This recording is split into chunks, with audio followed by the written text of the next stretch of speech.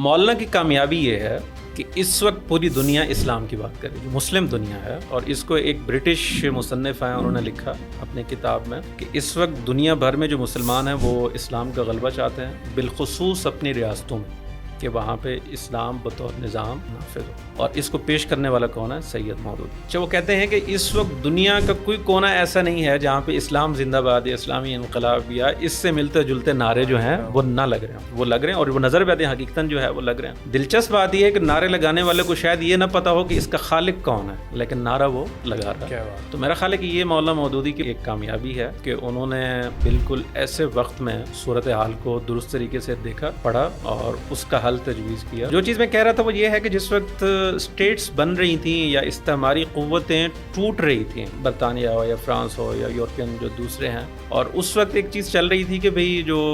Secularism ہے یا communism ہے یا نیشنلزم ہے، مولانا نے میرے خیال میں تنقیحات پہ ان 3-4 چیزوں پہ بڑی اس پہ گفتگو بھی کی ہے۔ مسلمانوں کے پاس کہنے کے لیے کچھ نہیں، صرف یہاں بھی نہیں بلکہ پوری دنیا۔ مولانا نے جس پہ زیادہ تنقید بھی کی، بدقسمتی سے مسلمانوں نے اس مظلومیت یا محکومیت اور مغلوبیت کو نہ صرف یہ کہ قبول کیا ہوا تھا بلکہ ان کے جو غالب طبقات ہیں وہ اس کو سیلیبریٹ کرتے تھے کہ بہت اچھا ہم غلام ہیں۔ اس کا جو ایک کرکس یا اس کی جو بات نکلتی ہے کہ وہ اپنی غلامی کو بھی سیلیبریٹ جو ہے وہ، کہ یہ مولانا نے بھی کئی جگہوں پہ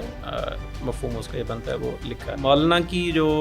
کامیابی ہے اور جو مجھے پسند ہے وہ یہ ہے کہ بھی انہوں نے اسلامیت کو، مسلمانیت کو اور اسلام کے بطور نظام ہونے کو اور فی زمانہ جو کہتے ہیں 14 سال بعد کارگر ہوگا یا نہیں ہوگا، اس کے کارگر ہونے کو نہ صرف بیان کیا بلکہ